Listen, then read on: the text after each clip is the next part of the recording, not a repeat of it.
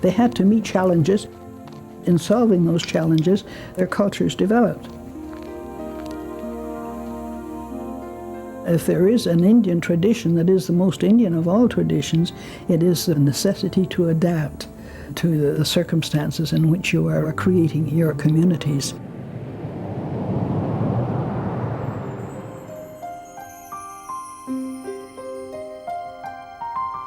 Olive had had her moment of personal truth. Her studies from now on would be much more than a return to the glories of her youth when pure knowledge was her absolute delight. She was now determined to make the recovery of Aboriginal history her life's work. My first effort then was to demonstrate that the Europeans didn't come along and just spread good tidings to a passive, receptive people who had no particular social forms, but to show that it was a genuine contact between two different societies, two different ways of looking at the world, and that the Indians, they had as rational a position from their point of view as what the Europeans had from theirs. But that was actually the start of the whole thing. And as I say, trying to honor all my ancestors. Olive Dickason, Métis woman, newspaper reporter, student of history, the arts, and philosophy. Everything had combined to bring her to the task of uncovering the big picture of human settlement in Canada.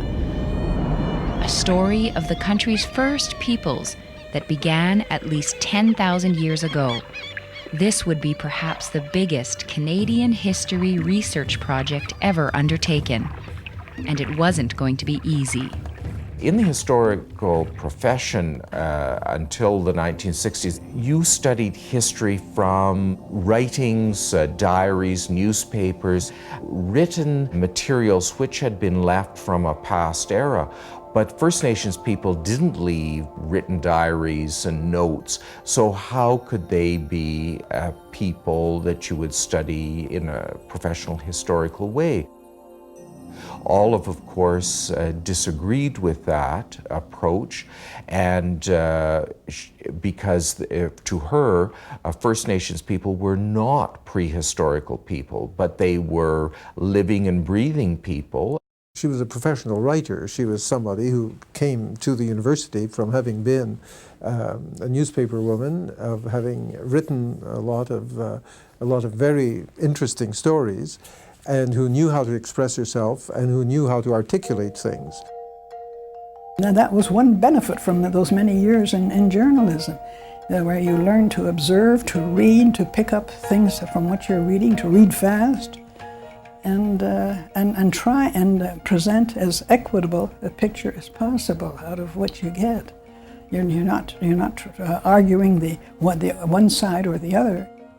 In the end, you try and let the facts speak for themselves. In 1972, she completed her master's degree with her thesis, Louisbourg and the Indians, a study in imperial race relations, 1713 to 1760. It was une thèse magistrale, as we'd say in French. It was really a masterpiece as a thesis for what it brought to our understanding of what was going on at Louisbourg, and especially the connection with the native people. It's the scope of her learning that is tremendously admirable and unusual among Canadian scholars. And that is something I admire very much. You can count on her. You can count that if she's written something, she's researched it thoroughly, that she knows what she's talking about, and that you can trust her judgment because it's based on a tremendous amount of research and of learning.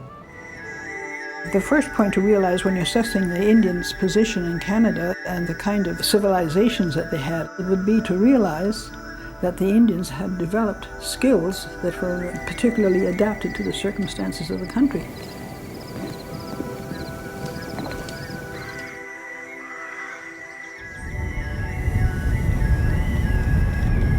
They were perfectly at home in the northern forests and knew how to get around. They didn't get lost. The canoe. They were our Mack trucks, our Ferraris, you know. are Jedi Knight vessels. This simple, elegant, sophisticated vessel. The canoe is the vessel whereby our culture is carried from one community to the next.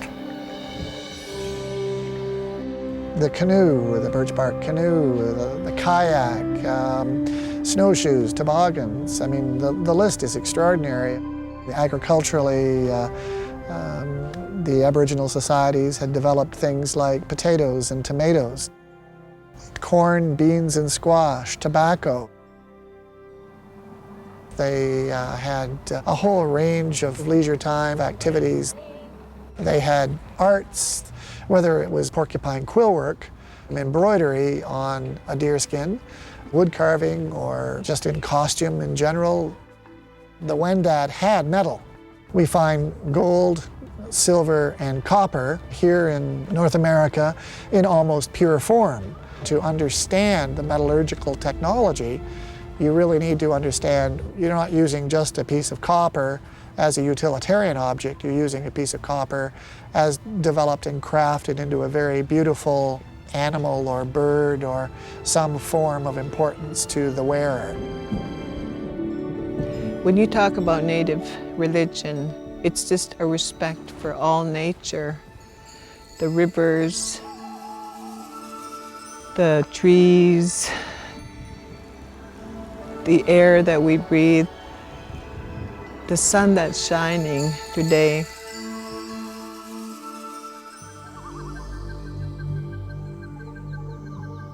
We can still hold the buffalo sacred to us, and he'll always be sacred to us. We wouldn't exist if it hadn't been for our ancestors surviving off of the buffalo. The stories that carried on through the many generations still exist within our people today.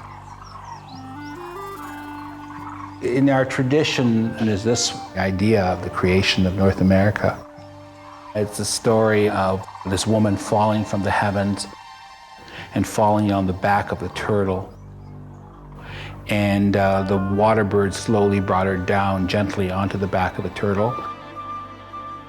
And the water animals came up and brought pieces of earth from the ground and laid it on the turtle's back. And that is North America.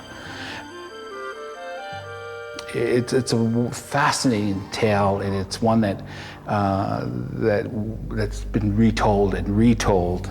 The importance of knowing that there are forces and counterforces. They didn't differentiate between the spiritual world and the physical world. They're two different aspects of the same reality.